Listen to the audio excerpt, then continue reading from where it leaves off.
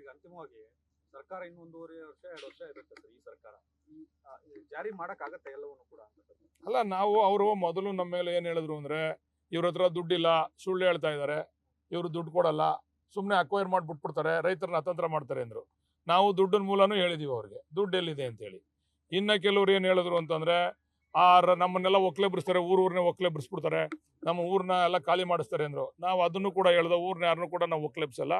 ಊರಲ್ಲಿ ಇರ್ತಕ್ಕಂಥ ಎಲ್ಲರನ್ನೂ ಅಲ್ಲೇ ಕೂಡ ಇಂಟ್ಯಾಕ್ಟಲ್ಲೇ ಇಡ್ತೀವಿ, ಅದಕ್ಕೆ ಡೆವಲಪ್ ಮಾಡ್ತೀವಿ, ಆ ಊರುಗಳನ್ನ ಅಭಿವೃದ್ಧಿ ಮಾಡ್ತೀವಿ. ಸುತ್ತ ಅದರಿಂದ ಒಂದು 100 ಅಡಿನೋ 200 ಅಡಿನೋ ಸುತ್ತನೂ ಅಕ್ವೈರ್ ಮಾಡಿ ಅದಕ್ಕೆ ಇನ್ನೇನು ಸೌಲಭ್ಯಗಳು ಬೇಕೋ ಅದನ್ನು ಕೂಡ ಊರಿಗೆ ಕೊಡ್ತೀವಿ ಅಂತ ಹೇಳ್ದೋ. ಆಮೇಲೆ ಇವ್ರು ಯಾರು ಜಮೀನು ಇಲ್ಲದೆ ಇರ್ತಕ್ಕಂಥವ್ರನ್ನ ಒಕ್ಲೆಬ್ರಿಸ್ಬಿಡ್ತಾರೆ ಅಂದರು. ಇಲ್ಲ, ಜಮೀನು ಇಲ್ಲದೆ ಇರ್ತಕ್ಕಂಥವ್ರಿಗೂ ಕೂಡ ನಾವು ಯಾರಲ್ಲಿ ವಾಸಿಗಳಾಗಿದ್ದಾರೆ ಅವ್ರಿಗೆ ಸೈಟ್ ಕೊಡ್ತೀವಿ ಅಂತ ಹೇಳಿದ್ದೀವಿ. ಆಮೇಲೆ 50-53 ಅರ್ಜಿ, ಅದು 50-53 ಅರ್ಜಿ ಏನಾಗಿದೆ ಅಂತಂದರೆ, ನಮ್ಮ ಬೆಂಗಳೂರಿಂದ 18 ಕಿಲೋಮೀಟರ್ ವ್ಯಾಪ್ತಿಗೆ ಬರೋದ್ರಿಂದ ಅದನ್ನು ಕೊಡ್ಲಿಕ್ಕೆ ಆಗ್ತಾ ಇಲ್ಲ. ಅವ್ರನ್ನ ಎತ್ತು ಕಟ್ಟಿದ್ರು. ಅವ್ರಿಗೂ ಹೇಳ್ದೋ ನಾವು, ನಿಮಗೂ ಸೈಟ್ ಕೊಡ್ತೀವಿ ಅಂತ. 1 ಎಕರೆ ನೀವೇನು ಅರ್ಜಿ ಹಾಕೊಂಡಿದ್ದೀರಾ, 1 ಎಕರೆ 1 ಸೈಟ್ ಹಂಗೆ ನಿಮಗೂ ಕೊಡ್ತೀವಿ ಅಂತೇಳಿ ಅವ್ರನ್ನೂ ಕೂಡ ಕನ್ವಿನ್ಸ್ ಮಾಡ್ದೋ. ಹಿಂಗೆ ಸುಮ್ಮನೆ ಬೇರೆ ಬೇರೆ ರೀತಿಯಲ್ಲಿ ದಿಕ್ ತಪ್ಪಿಸ್ತಕ್ಕಂಥ ಕೆಲಸ ಮಾಡ್ತಾ ಇರ್ತಕ್ಕಂಥದ್ದು. ಈಗ ರೇಟ್ ಕಡಿಮೆ ಆಯಿತು ಅಂತಂದರೆ ಇದಕ್ಕೆ ಕಾರಣ ಕುಮಾರಸ್ವಾಮಿ ಅಲ್ವಾ? ಹೊಣೆ, ಈ ಹೊಣೆ ಯಾರು ಹೊರಬೇಕು? ಕೆಂಪು ವಲಯ ಮಾಡಿದ್ರಿಂದ SR ರೇಟ್ ಜಾಸ್ತಿ ಆಗಲಿಲ್ಲ, ಇದು ಪ್ರಾಬ್ಲಮ್ ಆಯಿತು. ಆಮೇಲೆ ನಾವು ಸುಮ್ಮನೆ ಎದ್ದದ್ದು ಕೊಡೋಕ್ಕಾಗಲ್ಲ. ಹೈಯೆಸ್ಟ್ ರೇಟ್ ಕೊಟ್ಟಿರೋದು ನಾವು, ನೀವು ತೆಗೆದು ನೋಡಬೇಕು. ದೇವನಹಳ್ಳಿ ಭಾಗದಲ್ಲಿ ಅಲ್ಲಿ ಇಲ್ಲಿ ಯಾವ ರೇಟ್ ಇದೆ ಆ ರೀತಿ ಅದಕ್ಕಿಂತ ಹೆಚ್ಚು ರೇಟ್ ಕೊಟ್ಟಿದ್ದೀವಿ. ನಾಳೆ ಯಾರು ಕೋರ್ಟ್ಗೆ ಹೋದ್ರೆ, ಬಹುಶಃ ಇದ್ರ ಮೇಲೆ ಕೋರ್ಟ್ಗೆ ಹೋದ್ರೆ ಆ ಭಾಗದವ್ರಿಗೆ ಇನ್ನೂ ಕೂಡ ಅನುಕೂಲ ಆಗ್ತದೆ, ಬಟ್ ಬಿಜೆಪಿ ಹೇಳ್ತಾರೆ ನೆಕ್ಸ್ಟ್ ನಾವು ಗೌರ್ಮೆಂಟ್ ಏನ್ ಬಂದ್ರೆ ಇದನ್ನ ನಾವು ಮತ್ತೆ ರದ್ದುಪಡಿಸ್ತೀವಿ. ಆಯ್ತು, ಯಡಿಯೂರಪ್ಪನವರೇ ರದ್ದುಪಡಿಸ್ಬೋದಾಗಿತ್ತಲ್ಲ. ಈಗೇನು ಹೇಳೋದು ಅದನ್ನ? ಅವಾಗ ನಾವು ಕೇಳಿದ್ವಲ್ಲ, ನಿಮ್ಗೆ ತೋರಿಸಿದ್ನಲ್ಲ ನಾನು ಫೋಟೋಸ್ನ, ಯಡಿಯೂರಪ್ಪನವ್ರನ್ನ ಭೇಟಿ ಮಾಡಿರೋದು. ಅವ್ರಿಗೆ ಇಚ್ಛಾಶಕ್ತಿ ಇದ್ದರೆ ಇವತ್ತೇ ರದ್ದುಪಡಿಸ್ಬೋದಲ್ಲ. ಬಟ್ ಅವ್ರು ಇದನ್ನ ರಾಜಕೀಯವಾಗಿ ಉಪಯೋಗಿಸ್ಕೊಳ್ತಕ್ಕಂಥ ಕೆಲಸ ಹೊರಟವ್ರೆ ವಿನ, ಅವ್ರಿಗೆ ಇಚ್ಛಾಶಕ್ತಿ ಇದ್ದರೆ ಅವತ್ತೇ ರದ್ದುಗೊಳಿಸ್ಬೋದಾಯ್ತಲ್ಲ. ಇಲ್ಲ ರೀ, ನಾನು ಡ್ರಾಪ್ ಮಾಡಿದ್ದೀನಿ, ನಾವು ರೈತರ ಪರ. ಯಡಿಯೂರಪ್ಪನವರು ಇದೇನೋ ಹಸಿರು ಶಾಲೆ ಹಾಕೊಂಡು ಓದ್ ತಗೊಂಡವ್ರು ಅವರು. ರೈತರಿಗೆ ಸಪ್ರೇಟ್ ಬಡ್ಜೆಟ್ ಮಂಡಿಸ್ತವ್ರು ಅವರು. ನಾನು ರೈತರ ಪರ ಕಣೆ, ನಾನು ಡ್ರಾಪ್ ಮಾಡ್ತೀನಿ ಅಂತ. ಯಾತಕ್ಕೋಸ್ಕರ ಯಡಿಯೂರಪ್ಪನವರು ಮತ್ತು ವಿಜೇಂದ್ರ ಅವ್ರು ನಮ್ಮನ್ನು ಕರೆದಿ, ಯಾವುದೋ ಏರೋನಾಟಿಕಲ್ ಇದು ಸಂಸ್ಥೆ ಬರ್ತದೆ, ಅಲ್ಲೊಂದು ಇಂಡಸ್ಟ್ರೀಸ್ ಬರ್ತದೆ, ಅದಕ್ಕೆ ನೀವು 5,000 ಎಕರೆ 6,000 ಎಕರೆ ಬೇಕಾಗ್ತದೆ, ನನ್ನ ಹತ್ರ ಚರ್ಚೆ ಮಾಡವ್ರೆ ಅಂತ ಹೇಳಿ ಇದು ಹೇಳಿದ್ರೆ ಇಲ್ವ ಅಂತ ಕೇಳಿ. ಪ್ರಾಮಾಣಿಕವಾಗಿ ಮಾತಾಡೋಣ ನಾವು, ಜನಗಳನ್ನ ದಕ್ತಮ ಅದೆಲ್ಲ ನಾವು ಮಾತಾಡ್ತಾ ಇದೀವಿ, ಎಲ್ಲರ ಹತ್ರನೇ ಮಾತಾಡ್ತೀವಿ, ರೈತರುಗಳ ಹತ್ರ ಮಾತಾಡಿ ಯಾಕಂದ್ರೆ ನೋಡ್ರಿ, ಇದು ಯಾವತ್ತಿದ್ರು ಡಿನೋಟಿಫೈ ಮಾಡೋಕ್ಕಾಗಲ್ಲ. ಆಮೇಲೆ ನೋಡ್ರಿ, ಟೌನ್ಶಿಪ್ ಮಾಡಬೇಕು ಅಂತಕ್ಕಂಥ ಕಾನ್ಸೆಪ್ಟ್ ಶುರು ಆಗಿದೆ ಕುಮಾರಸ್ವಾಮಿ ಅವ್ರ ಕಾಲದಲ್ಲಿ. ಎಲ್ಲ 4 ಭಾಗದಲ್ಲಿ ಟೌನ್ಶಿಪ್ ಮಾಡಬೇಕು ಅಂತ. ಆಮೇಲೆ ಅಶೋಕ್ ಅವರು ಕೂಡ ಮೊನ್ನೆ ಮಾತಾಡೋರು ಅಸೆಂಬ್ಲಿನಲ್ಲಿ.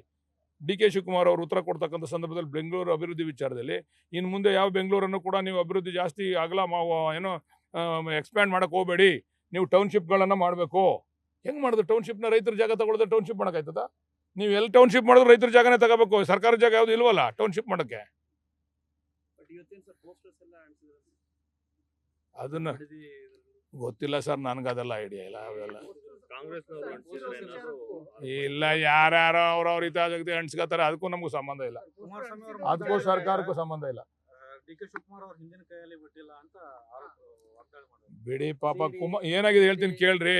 ಕುಮಾರಸ್ವಾಮಿ ಅವ್ರಿಗೆ ನೋಡ್ರಿ, ನಾನು ಒಂದೇ ಮಾತು ಹೇಳ್ತೀನಿ. ಸಿದ್ದರಾಮಯ್ಯನವ್ರು ಇದ್ದಾಗಲೂ ಕೂಡ ಇದು ಅಕ್ವಿಷನ್ ಪ್ರೊಸೀಡಿಂಗ್ಸ್ ನಡೀತಾ ಇತ್ತು, ಇದೇ ರೈತರು ಹೋರಾಟ ಮಾಡ್ತಿದ್ರು. ಕುಮಾರಸ್ವಾಮಿ ಅವ್ರು ಬಂದಿದ್ರಾ? ಅವ್ರ ಮಗ ಬಂದಿದ್ರಾ? ಅಶೋಕಣ್ಣ ಬಂದಿದ್ರಾ? ಯಾಕೆ ಇದ್ದಕ್ಕಿದ್ದಂಗೆ DK ಶಿವಕುಮಾರ್ ಅವ್ರು ಮುಖ್ಯಮಂತ್ರಿ ಆದಮೇಲೆ ಇದ್ದಕ್ಕಿದ್ದಂಗೆ ಸ್ಪೀಡಪ್ ಆಗ್ಬಿಟ್ರಲ್ಲ? ಯಾಕೆ ಇದರಿಂದ ಹಿನ್ನೆಲೆ ಏನಿದ್ರು? ಹಿಂದೆ ಇರ್ತಕ್ಕಂಥ ಉದ್ದೇಶ ಏನು ಹಂಗಾರೆ? 2 ಸರಿ ಬಂದ್ಬಿಟ್ರು ಪಾಪ ನಿಖಿಲಣ್ಣ ಅವರು, DK ಶಿವಕುಮಾರ್ ಅವ್ರು ಮುಖ್ಯ. ಅವತ್ತುವರೆಗೂ ಕರೆದ್ರೆ, ರೈತ ಕರೆದ್ರೆ ಸುಮ್ಮನೆ ಕಣ್ಣೋಡ್ಸ್ತಕ್ಕಂಥ ಮಾತಾಡ್ಬಿಟ್ಟು ಹೋಗ್ತಿದ್ರು. ಕುಮಾರಣ್ಣ ಫುಲ್ ಆಕ್ಟಿವ್ ಆಗ್ಬಿಟ್ರಿ ಇವಾಗ. ಅವ್ರದ್ದು ನಾನು ತೋರಿಸೋದಲ್ಲ ನಿಮಗೆಲ್ಲ ವಿಡಿಯೋ. ಅವರೇ ಹೇಳಿರೋದು 40% ಕೊಡ್ತೀನಿ ನಾನು ರೈತರಿಗೆ ಡೆವಲಪ್ಡ್ ಏರಿಯಾದಲ್ಲಿ ಅಂತ. ನಾವಿವಾಗ ರೈತರಿಗೆ ನೀವು ಹೇಳಿದ್ರಿ ಕಡಿಮೆ ಆಯ್ತು ರೇಟ್ ಅಂತಲ್ವ, ಅವ್ರು ರೇಟ್ ತಗೊಳ್ಳೋದು ಬೇಡ, ಜಮೀನೇ ತಗೊಳ್ಳಿ, 50% ಕೊಡ್ತೀವಿ ನಾವು. ಜಮೀನೇ ತಗೊಂಡ್ರೆ ಒಳ್ಳೆ ಇವತ್ತಿನ ಮಾರ್ಕೆಟ್ಗೆ ಬೆಲೆಗಿನ ಜಾಸ್ತಿ ದುಡ್ಡು ಸಿಗ್ತದೆ ನಿಮಗೆ.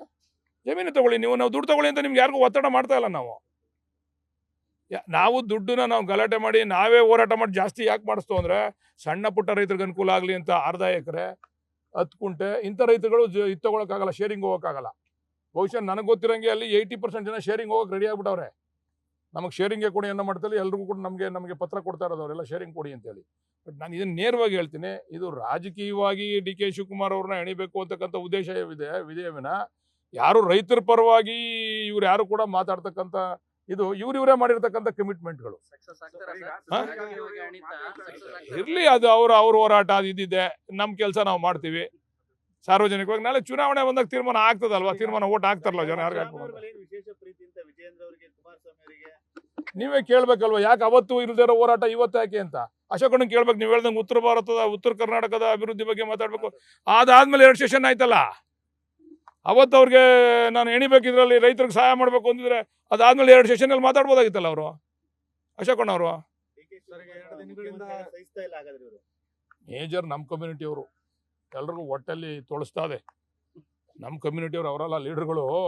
ಅವ್ರು ಅನ್ಕೊಂಡಿದ್ರು ಯಾವುದೇ ಕಾರಣಕ್ಕೆ ಸಿದ್ದರಾಮಣ್ಣ ಬಿಟ್ಕೊಡಲ್ಲ, DK ಶಿವಕುಮಾರ್ ಆಗಲ್ಲ, ಈ ಕಾಂಗ್ರೆಸ್ ಇವ್ರ ಕಿತ್ತಾಡ್ ಹಾಳಾಗೋಗ್ತದೆ ಅಂತ. ಯಾವ ರೀತಿ ಸ್ಮೂತ್ ಟ್ರಾನ್ಸ್ಫರ್ ಆಯ್ತಲ್ಲ, ಸಿದ್ದರಾಮಣ್ಣ ಅವರು ದೊಡ್ಡ ಮನ್ಸು ಮಾಡಿ ಬಿಟ್ಕೊಟ್ರಲ್ಲ, ಇದನ್ನ ತಡ್ಕೊಳಕ್ ಆಯ್ತಾ ಇಲ್ಲ. ಅದನ್ನ ಅವ್ರನ್ನೇ ಕೇಳಿ ನೀವು ಯಾಕೆ ಅಂತ. ಸರ್, ಈಗ 2 ದಿನಗಳ ಸಭೆ ಮಾಡಿದ್ದೀರಿ, ನಾಳೆ ಹೇಗಿರುತ್ತೆ? ಏನ್ ತೊಂದರೆ ಇಲ್ಲ, ಎಲ್ಲರೂ ಬಂದಿದ್ದಾರೆ, ಶಾಸಕರುಗಳು ಮಂತ್ರಿಗಳು ಎಲ್ಲರೂ ಬಂದಿದ್ದಾರೆ. ಸುಮ್ಮನೆ ಜಸ್ಟ್ ಒಂದ್ ಕಡೆ ಸೇರಕ್ಕೋಸ್ಕರ ಅಷ್ಟೇನೆ. ನಾಳೆ ಏನಾದರೂ ಸಣ್ಣ ಪುಟ್ಟ ನಾವು ಮಾಕಿಂಗ್ ಕೂಡ ಮಾಡಿಸ್ತಾ ಇದ್ದಾರೆ. ಅಂದರೆ ಯಾವ ಥರ 2ನೇ ವೋಟ್ ಪ್ರಿಫರೆನ್ಷಿಯಲ್ ವೋಟ್ ಇದೆಯಲ್ಲ, ಒಂದೇ ವೋಟ್ ಆದರೆ ಯಾವ ಮಾಕಿಂಗ್ ಅವಶ್ಯಕತೆ ಇರಲಿಲ್ಲ. ಇಲ್ಲಿ ಪ್ರಿಫರೆನ್ಷಿಯಲ್ ವೋಟ್ ಇರೋದ್ರಿಂದ ಮಾಕಿಂಗ್ ಕೂಡ ನಡೀತಾ ಇದೆ. ಮಾಕಿಂಗ್ ಮಾಡ್ತಾ ಇರೋದ್ರಿಂದ ಎಲ್ಲರೂ ಕೂಡ ಇದ್ದಾರೆ. ನಾಳೆ ಬೆಳಿಗ್ಗೆ 8 ಗಂಟೆಗೆ ಇಲ್ಲಿಂದ ಹೋಗ್ತೀವಿ, 8-8:30 ಬಸ್ನಲ್ಲಿ ಹೋಗ್ತೀವಿ ನಾವೆಲ್ಲರೂ. ಅಲ್ಲ, ಯಾರ್ಯಾರಿಗೆ ಏನೇನು ಮಾಡಬೇಕು ಅಲಾಟ್ ಮಾಡಬೇಕು ಅಂತ ಮಾಡಿದ್ದಾರೆ. ಅವರು ಬಂದಿದ್ದಾರೆ ಇದ್ದಾರೆ, ಬಂದು ಹೋದ್ರು ಅವರು ಕೂಡ. ನಮಗೆ ಅದ್ರ ಅವಶ್ಯಕತೆ ಇಲ್ಲ ಅಂತ ನಿಮ್ಗೆ ಆಗ್ಲೇ ಹೇಳಿದ್ದೀನಿ.